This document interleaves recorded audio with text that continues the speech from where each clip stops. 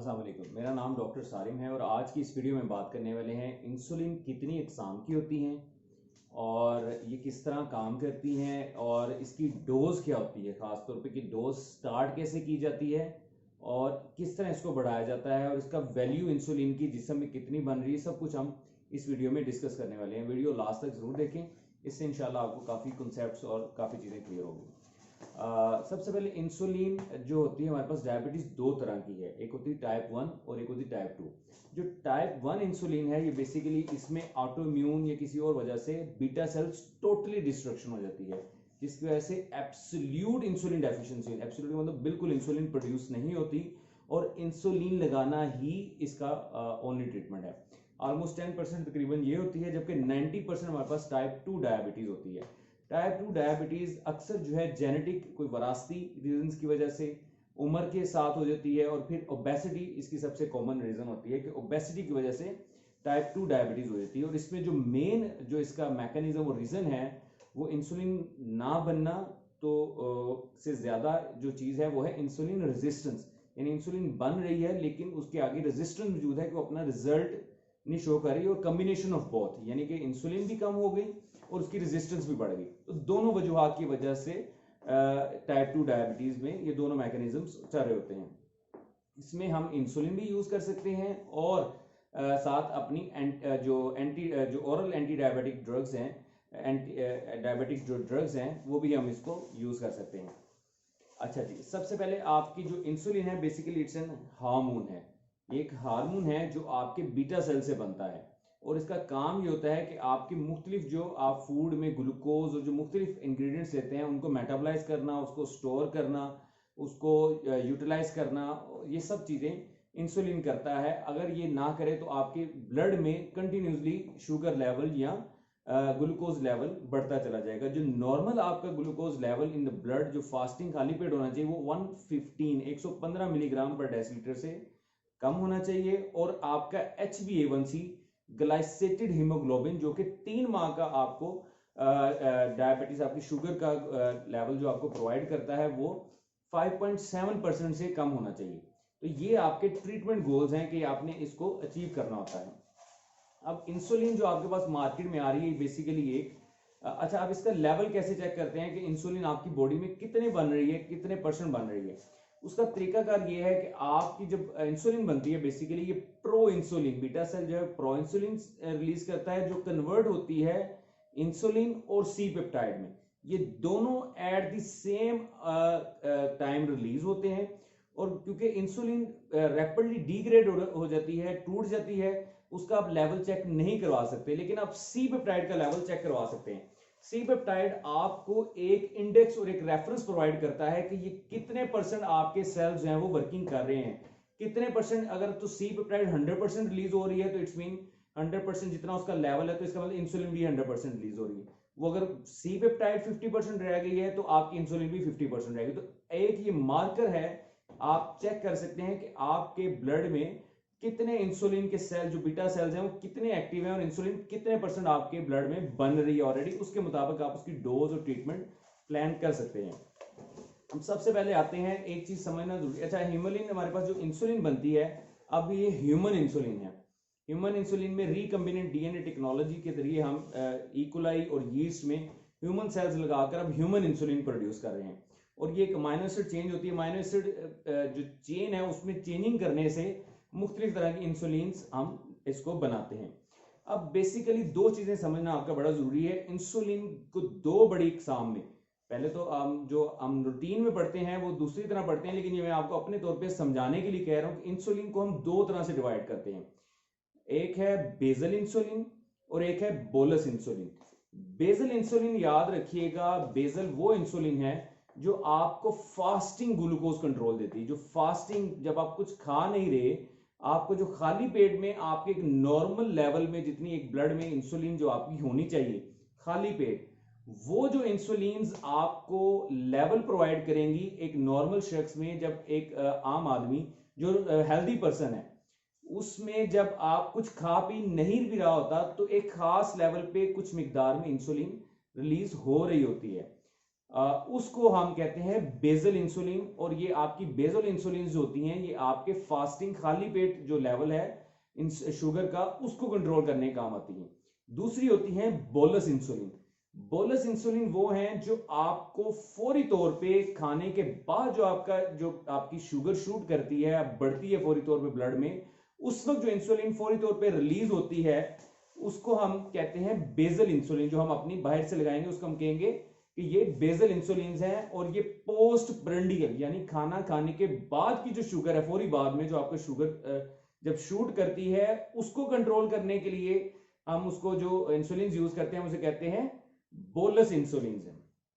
तो याद रखिएगा जो बेसल इंसुलिन है वो फास्टिंग ग्लूकोज कंट्रोल करने के लिए, और जो बोलस इंसुलिन हैं वो आपकी पोस्ट पेरेंडियल खाना खाने के बाद जो आपको शूट चाहिए होता है उसके लिए आपको करती है। अब इंसुलिन बेसिकली 4 मेजर तरह की इंसुलिन हैं जो हम इसको कैटेगरी वाइज डिवाइड करते हैं।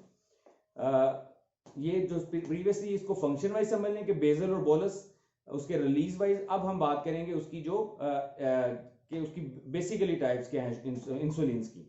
सबसे पहले आपके पास होती है rapid and short acting insulin.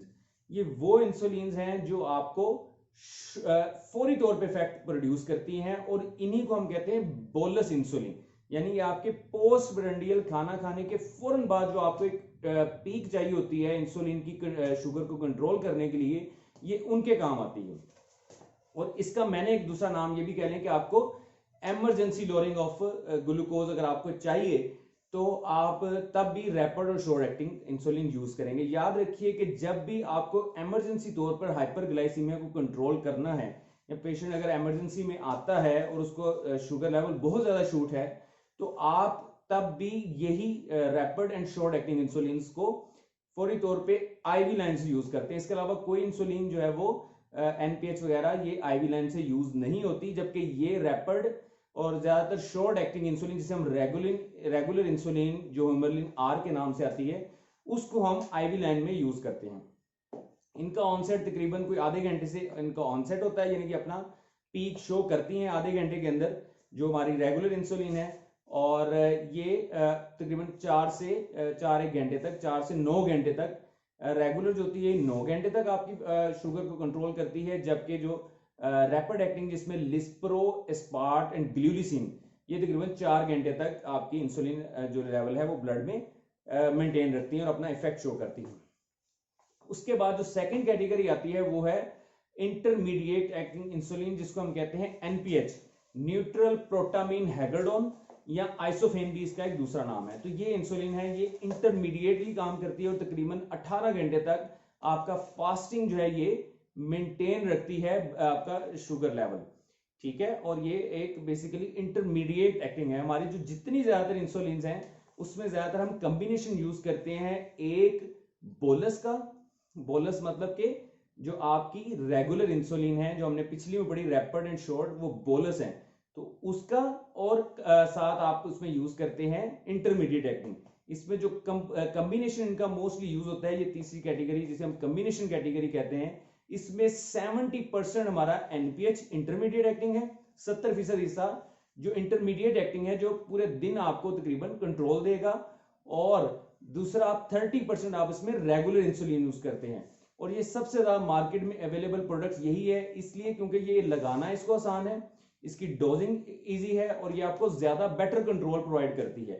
ये खास तौर पे उन लोगों के लिए है जो दिन में 2 दफा अगर खाना खाते हैं, तो ये सुबह लगाएंगे अपने ब्रेकफास्ट से पहले एक डोज लगाएंगे, और सेकंड ये इवनिंग में लगाएंगे। और चौथी कैटेगरी हमारे पास है जिसे हम कहते हैं लॉन्ग एक्टिंग।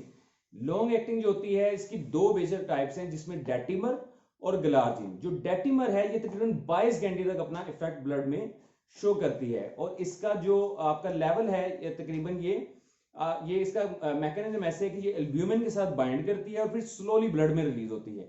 और जो ग्लार्जिन है ये मोर देन 1 डे, यानी इसकी जो है ये काम करती है 24 घंटे से ज्यादा काम करती है, और ये सिंगल डोज ही लगती है।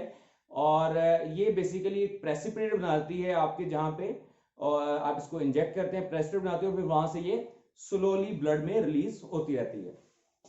अब ये हमने इसकी मेजर टाइप्स की बात कर ली, 4 मेजर टाइप्स की बात की, rapid and short acting, NPH जिसे हम इंटरमीडिएट एक्टिंग, फिर लॉन्ग एक्टिंग, और चौथी कैटेगरी हमने बात की जिसमें हम कम्बिनेशन यूज करते हैं 70% इंटरमीडिएट का और 30% रेगुलर या शॉर्ट एक्टिंग इंसुलिन का। तो ये आपकी बेसिकली ये 4 मेजर टाइप्स हैं। अब हम आते हैं डोज के ऊपर। डोज जो है इंसुलिन की स्टार्टिंग वेरी करती है। अगर तो टाइप 1 है डायबिटीज, तो उसमें आप यूजली 0.1 टू 0.5 यूनिट्स पर केजी पर डे के हिसाब से इसकी डोजिंग स्टार्ट करते हैं, यूजली 0.5 यूनिट्स पर केजी पर डे। और जो आपका जो कि 1.1 यूनिट पर केजी पर डे पे भी चला जाता है। जबकि टाइप 2 जो है ये 0.6 यूनिट्स पर केजी पर डे के लिहाज से इसकी डोज स्टार्ट होती है। और टाइप 2 में क्योंकि इंसुलिन रेजिस्टेंस होती है, इंसुलिन में रुकावट होती है कि अपना काम कैसे करे, तो इसलिए वहां पे आपको यूनिट्स थोड़े से ज्यादा चाहिए होते हैं। इसलिए आप 2.5 यूनिट्स पर केजी पर डे पे भी इसकी डोज ले जा सकते हैं, डिपेंडिंग ऑन जहां पे वो कंट्रोल हो जाए। और इसको एनपीएच जहां पे हम इंसुलिन लगाते हैं, एनपीएच इंटरमीडिएट एक्टिंग या डेटिमर इंसुलिन जहां पे हम लगाते हैं, वहां पे यूजुअली आपको 2 डोजेज लगानी पड़ती हैं, जिसमें आप 2/3 यानी आपने टोटल डोज अगर दिन में जितनी भी लगानी है, आपने एक जो कॉम्बिनेशन आप यूज कर रहे हैं, फॉर एग्जांपल मिक्सडार्ड ह्यूमलिन, जिसमें आप 70-30 की कॉम्बिनेशन इंसुलिन आप यूज कर रहे हैं, वहां पे आपने टोटल जितनी भी डोज लगानी है वो आप उसको डिवाइड करेंगे 2/3 इन द मॉर्निंग, यानी 2 हिस्से, अगर 3 में से 2 हिस्से आप ज्यादा का हिस्सा सुबह के वक्त लगाएंगे नाश्ते से पहले, और तीसरा हिस्सा यानी 1/3 इन द जो है वो इवनिंग में, शाम के खाने से पहले आप लगाएंगे।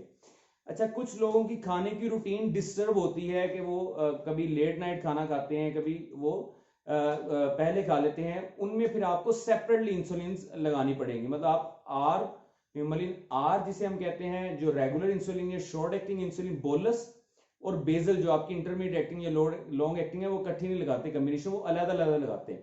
फॉर एग्जाम्पल किसी पेशेंट की फास्टिंग ग्लूकोज ज्यादा आ रही है, फास्टिंग ब्लड शुगर लेवल ज्यादा है, यानी वो सुबह उठता है, नाश्ते में करने से पहले वो खाली पेट अपनी इंसुलिन शुगर चेक करता है, तो वो शुगर लेवल उसका काफी शूट किया होता है, तो फिर नाइट पे बेड टाइम पे आप उसको एक एनपीएच इंसुलिन की डोज लगाएंगे, यानी अब उसके इंजेक्शन 3 हो जाएंगे। एक वो मॉर्निंग में कॉम्बिनेशन यूज कर सकता है, इवनिंग में वो अपने शाम के खाने से पहले रेगुलर इंसुलिन लगाएगा या शॉर्ट एक्टिंग इंसुलिन लगाएगा, ठीक है। और फिर तीसरा, सोने से पहले एनपीएच इंसुलिन या इंटरमीडिएट एक्टिंग इंसुलिन जो ह्यूमलिन एन के नाम से भी अवेलेबल है, वो अपनी सोने से पहले वो डोज लगाएगा।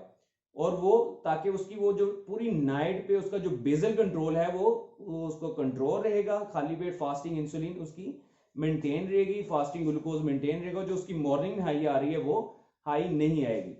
इंटेंसिव इंसुलिन डोजेज क्या होती है कि आपने इंटेंसिव केयर अगर आपने करनी है, तो आप 50% डोज जो है वो आप अपनी इंटरमीडिएट एक्टिंग की या लॉन्ग एक्टिंग की लगाएंगे। यानी आप अगर आपने टोटल पूरे दिन में अगर 10 यूनिट लगाने हैं, 10 यूनिट लगाने हैं, या फॉर एग्जांपल 20 यूनिट लगाने हैं, तो 50% आप बेजल इंसुलिन लगाएंगे। यानी कि अगर आपकी 20 यूनिट है तो आप 10 यूनिट जो है वो 50% जो यानी आपकी लॉन्ग एक्टिंग या एनपीएच के होंगे, और आपके 20% जो आपका रैपिड एक्टिंग है वो नाश्ते में, फिर 15% आप उस डोज का लंच में, और फिर 15% आप रात के खाने में रैपिड एक्टिंग का। इस तरह आप एक इंटेंसिवली उसको अपनी इंसुलिन लेवल को मेंटेन कर सकते हैं और ब्लड ग्लूकोज लेवल को मेंटेन कर सकते हैं।